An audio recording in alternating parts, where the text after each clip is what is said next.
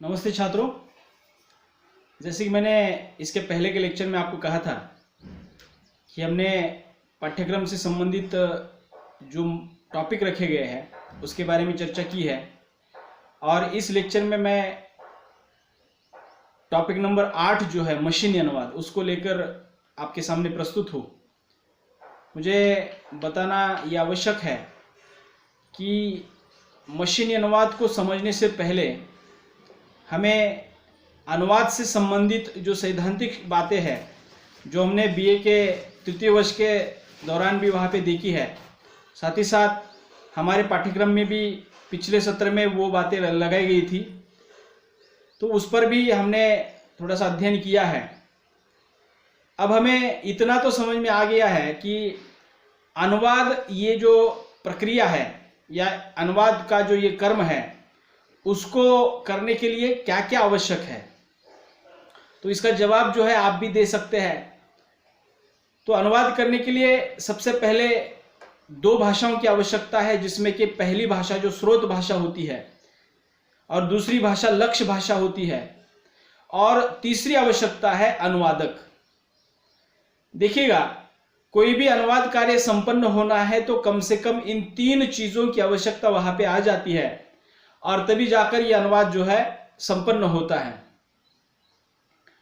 अनुवाद करने के लिए स्रोत भाषा जिससे हम अनुवाद की सामग्री लेने वाले हैं और दूसरी लक्ष्य भाषा जिसमें हम अनुवादित सामग्री अनुवादित करने वाले हैं, और ये प्रक्रिया को पूर्ण करने वाला अनुवादक होता है। अर्थात इन तीन स्थितियों से गुजरकर अनुवाद की प्रक्रिया संपन्न होती है।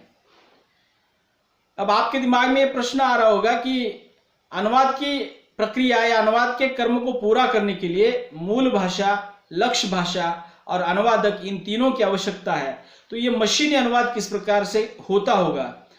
तो यहाँ पर मशीन का तो उल्लेख नहीं है, लेकिन अनुवाद को जो उसकी शुरुआत है, उसका जो आरंभ है, बहुत प्राचीन काल से अनुवाद होना शुरू हो गया।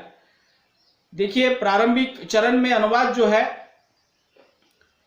जो प्राचीन काल में हमारा जो काव्य लिखा गया है उसके निरूपण के रूप में वहां पे सामने आता है। हमारे जो धर्म ग्रंथ है, भगवद गीता होने दीजिएगा, रामचरितमानस होने दीजिएगा, हम आज देखते हैं कि इन सभी ग्रंथों के निरूपण जो है हमारे सामने आ गए हैं।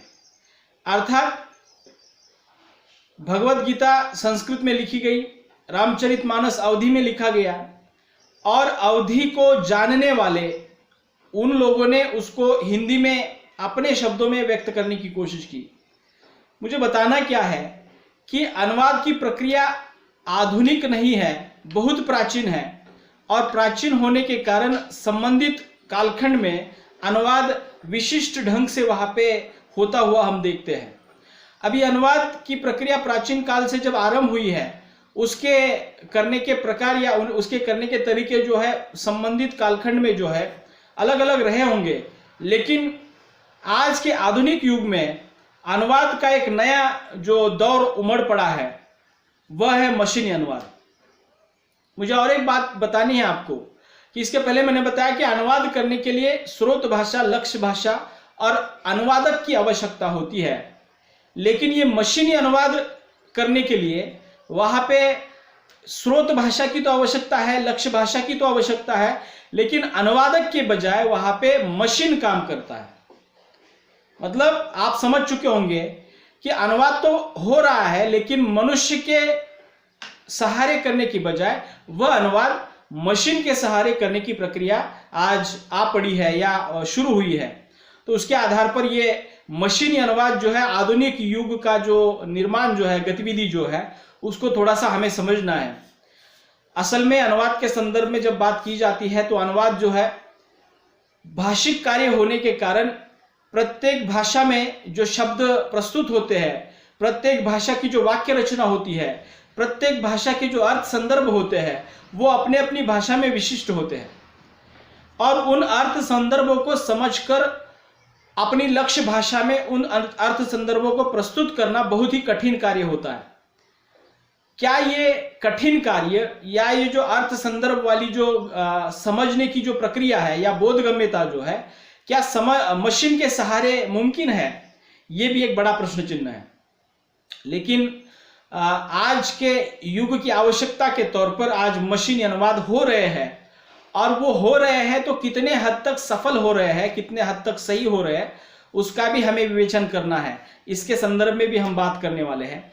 लेकिन इतना समझ लीजिएगा कि अनुवाद जो है मनुष्य के द्वारा संपन्न होने वाली क्रिया है, लेकिन आधुनिक तकनीक के कारण, आधुनिक टेक्नोलॉजी के कारण यह अनुवाद का कार्य जो है आज मशीन के जरिए जो है संपन्न होता दिख रहा है। आप इंटरनेट अगर इस्तेमाल करते हैं तो आपको समझ में आया होगा कि वहां पे गूगल पर आप जाते हो तो गूगल ट्रांसलेटर बोल के एक सॉफ्टवेयर है। ये ट्रांसलेशन एक प्रकार से मशीनी अनुवाद ही है। आप गूगल पर जाइएगा, आपको वहां पे अगर कुछ सामग्री अंग्रेजी की अनुवादित करनी है हिंदी में, तो वहां पे एक सॉफ्टवेयर ले लीजिएगा। सॉफ्टवेयर मतलब उसको सिर्फ टाइप कीजिएगा गूगल ट्रांसलेटर, ये उसकी लिंक आपके सामने आ जाएगी, उसको ओपन कीजिएगा और आपको जो सामग्री आपने चयन की है उसको अगर उसमें डालेंगे और आपको जिस भाषा में उसका अनुवाद चाहिए उस भाषा का चयन करेंगे तो तुरंत जो है वो अनुवाद कर देता है। अर्थात मशीन के सहारे अनुवाद होने की क्रिया जो है या ये जो काम जो है संपन्न हो रहे हैं। अब ये प्रश्न उससे आगे बढ़कर आ जाता है कि ये कितना सही हो जाता है, कितना सफल हो जाता है, या मशीनी अनुवाद को हम कितने हद तक स्वीकार करें। देखिए, मशीन मनुष्य का मस्तिष्क नहीं है, ये तो बात स्पष्ट है, क्योंकि मनुष्य के मस्तिष्क में विभिन्न शब्दों के जो अर्थ आते हैं, उदाहरण के तौर पर मैं आपको बताना चाहता हूं कि हमारे हिंदी की जो शब्द शक्तियां जो है 3 प्रकार की है। अभिधा, लक्षणा, व्यंजना। अर्थात किसी भी शब्द के कम से कम 3 अर्थ वहां पे प्रस्तुत होते हैं। उदाहरण के तौर पर गधा शब्द ले लीजिएगा। गधा शब्द आपको, मैंने जैसे ही कहा, आपके तुरंत दिमाग में किसी पशु का चित्र या किसी पशु का बिंब जो है मस्तिष्क में आपके उभरा होगा। अर्थात गधा किसी पशु को कहते हैं, आपको समझ में आया। लेकिन वह गधा है ऐसा अगर वाक्य वहां पे आ जाता है तो वहां पे वह गधा है कहने के बाद आपके दिमाग में वह गधे का जो पशु जो है, गधा नामक जो पशु है, वो उभरता नहीं है। वहां पे आप वह गधा है इस शब्द का अर्थ या इस वाक्य का अर्थ जो है वह मूर्ख है इस अर्थ में ले लेते हैं। तो ये जो अभिधा, लक्षणा और व्यंजना किसी भी शब्द के वाचिक, लक्षार्थ और व्यंग्यार्थ इस प्रकार के 3 अर्थ होते हैं। तो गधा कहने के बाद जो पशु हमारे सामने आ गया वो उस शब्द का प्रथम अर्थ है, वाचिक अर्थ है, जो तुरंत हमारे दिमाग में आता है। वह गधा है कहने के बाद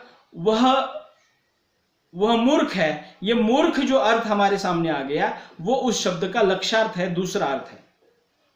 और एक तीसरा अर्थ वहां पे आ जाता है। मुझे बताना क्या है कि व्यंग्य के आधार पर वहां पे तीसरा अर्थ हम ग्रहण करते हैं। तो प्रत्येक शब्द के 3 अर्थ जो होते हैं वह संबंधित मनुष्य का मस्तिष्क जो है उन शब्दों को, उन वाक्यों को जो प्रस्तुति है उसको ग्रहण करने के बाद वो उस अर्थ का जो है बोध हो जाता है, तभी जाकर वो आगे की बातें समझ लेता है। तो मशीन की एक मर्यादा है।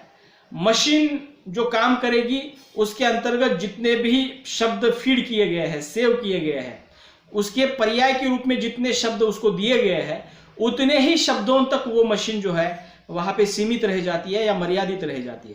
तो मशीनी अनुवाद की अपनी कुछ सीमाएं हैं, मर्यादाएं हैं, उसको भी हम थोड़ा सा देखने वाले हैं। लेकिन साहित्यिक अनुवाद के संदर्भ में अगर बात की जाती है तो मशीनी अनुवाद वहां पे कहीं पर भी सफल नहीं होता।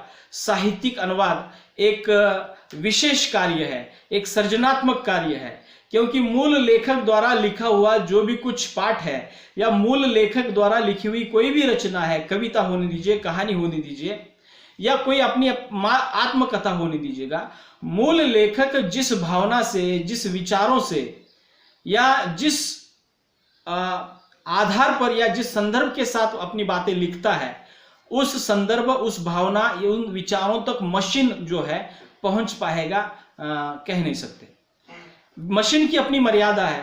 तो ये मर्यादा मशीनी अनुवाद में ज्यादातर महत्वपूर्ण भूमिका निभाती है और कुछ विषय ऐसे हैं, कुछ ऐसे क्षेत्र भी है जहाँ पे मशीनी अनुवाद बहुत ही सफलता के साथ काम कर रहा है।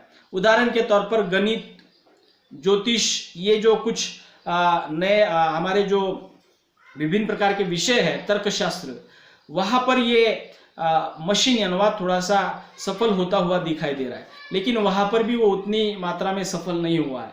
इतना समझ लीजिएगा कि मशीनी अनुवाद मशीन के द्वारा, यंत्र के द्वारा संपन्न होने वाला अनुवाद है, उसको यांत्रिक अनुवाद भी कहते हैं। उसको मशीनी अनुवाद को यांत्रिक अनुवाद भी कहते हैं। और यंत्र के सहारे होने वाला या यंत्र के सहारे संपन्न होने वाला जो अनुवाद है उसको मशीनी अनुवाद कहा जाता है। ये साधारण सी व्याख्या हम उसकी लगा सकते हैं। और वो मशीनी अनुवाद जो होता है, कैसे होता है, इसकी विस्तार से चर्चा तो हम करने ही वाले हैं। लेकिन इतना समझ लीजिएगा कि अनुवाद कार्य को संपन्न करने के लिए जहाँ पे अनुवादक की आवश्यकता हो रही थी या अनुवादक महत्वपूर्ण माना जा रहा था, वहां पे आज पर्याय के रूप में मशीन को वहां पे रखा गया है और मशीन की अपनी मर्यादाएं हैं, फिर भी अनुवाद हो रहे हैं। विशेषता मैं एक उदाहरण आपको बताना चाहता हूं कि देखिएगा, मशीनी अनुवाद आज के ज़माने में आप जहाँ पे रूबरू हुए होंगे उसको थोड़ा सा याद कर लीजिएगा कि बैंक का एटीएम जो होता है, एटीएम कार्ड आप इस्तेमाल करते होंगे तो आपको पता होगा कि एटीएम पर जाने के बाद आप कार्ड जो है इंसर्ट कर लेते हो, अंदर डाल देते हो, और वहाँ पे वो मशीन जो है आपको पूछता है कि आपके आगे की पूरी प्रक्रिया कौन सी भाषा में शुरू रखनी है। तो वहाँ पे चूज योर लैंग्वेज बोल के एक प्रश्न आ जाता है और आप अपनी पसंदीदा भाषा या जो जिस भाषा में आप काम करना चाहते हैं, मराठी, हिंदी, अंग्रेजी, उसमें से कोई एक भाषा चुन लेते हो। मान लीजिएगा आपने वहाँ पे हिंदी चुन ली, तो मशीन वहाँ से आगे पूरा जो काम है वो पूरा के पूरा हिंदी के जरिए करता है। वहाँ पे अकाउंट के बदले खाता संख्या लिखेगा, अमाउंट के बदले राशि लिखेगा। ये जो भी कुछ आप अगर उसकी रिसिप्ट निकालते हैं तो उस पर ये हिंदी में लिखी हुई शब्दावली जो है आपको दिखाई देगी। ये एटीएम के माध्यम से भाषा चुनने के बाद जो भी कुछ लिखित तौर पर आपको जो मिलता है रिसिप्ट पर, ये एक प्रकार से मशीनी अनुवाद है। मतलब मशीनी अनुवाद की मर्यादा ये है कि वो शब्दों के स्तर पर अनुवाद कर सकता है, शब्दानुवाद वो कर सकता है, शब्द के बदले शब्द वो दे सकता है। या फिर आप किसी रेलवे स्टेशन पर चले जाते हैं और रेलवे स्टेशन पर चले जाने के बाद आप देखते हो कि वहां पे लाउड स्पीकर के जरिए या स्पीकर के जरिए जो है लगभग 2-3 भाषाओं में सूचनाएं जो है वहां पे प्रसारित होती है। वहां की जो प्रादेशिक भाषा है, मान लीजिए पंढरपुर के स्टेशन पर आप चले जाओगे तो वहां पे मराठी, फिर उसके बाद हिंदी और उसके बाद इंग्लिश में 3 भाषाओं में विशेषता ये सूचनाएं आपको सुनाई देगी। और ये जो सूचनाएं सुनाई जा रही है ये भी एक प्रकार से मशीनी अनुवाद का ही रूप है। मतलब वह मशीन ही जो है सीमित शब्दों को, सीमित वाक्यों को जो है अनुवादित करके वहां पे प्रस्तुत करता है। तो ये सभी बातें जो है मशीनी अनुवाद को लेकर हमारे सामने आ जाती है। मुझे बताना क्या है कि अनुवाद में अनुवादक की आज तक जो महत्वपूर्ण भूमिका रही है उसके पर्याय के रूप में मशीन कितनी अपनी जगह बना पाया है, इसको भी जांचना या इसका भी अध्ययन करना हमारे इस टॉपिक का उद्देश्य है।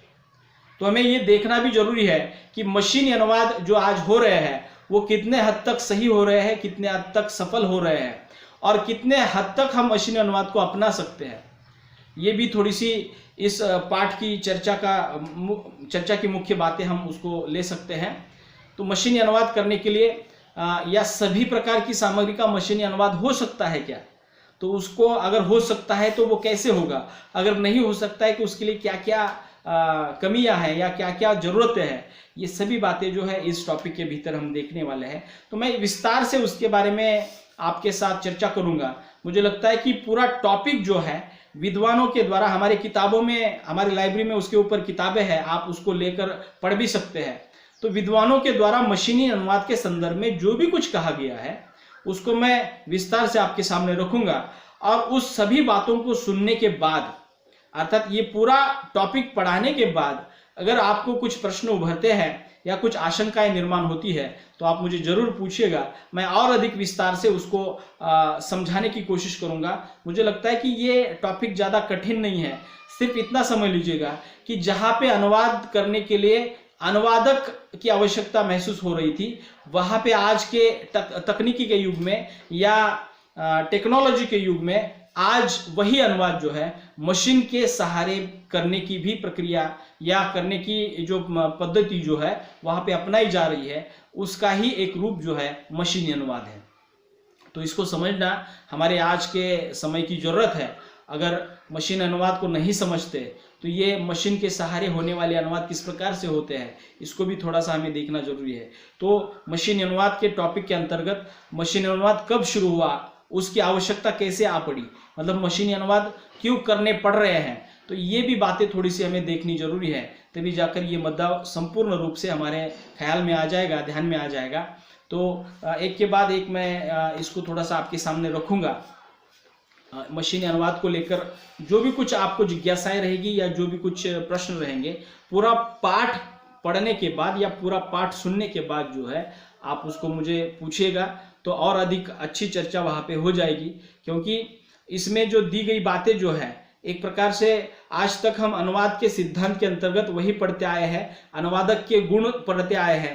पिछले लेक्चर में हमने अनुवादक के गुण सुने थे, तो वहाँ पे आपको महसूस हुआ होगा कि अगर वहाँ पे अनुवादक के गुण की चर्चा वहाँ पे हो रही है तो ये मशीन के भी कुछ गुण हैं क्या, या मशीन अनुवाद अगर कर सकता है तो मशीनी अनुवाद करने के लिए क्या क्या आवश्यक है, तो ये भी थोड़ी सी चर्चा जो है इस पाठ में अपेक्षित है। तो उस दृष्टिकोण से हम पूरी चर्चा जो है करेंगे। मुझे लगता है कि पूरा पाठ पढ़ने के बाद मशीनी अनुवाद आपको अपने आप समझ में आ जाएगा, उसके संदर्भ में कोई भी आशंका आपके दिमाग में शायद नहीं रहेगी। उतना मैं प्रयास करूंगा, उतना आसानी के साथ इसको समझाने की कोशिश करूंगा। तो अगले लेक्चर में इस मशीनी अनुवाद के ऊपर या यांत्रिकी अनुवाद के ऊपर विद्वानों के क्या विचार है, विद्वानों का क्या चिंतन है, इसको थोड़ा सा विस्तार से आपके सामने रखूंगा। मिलते हैं अगले लेक्चर में, तब तक के लिए रुकते हैं। धन्यवाद।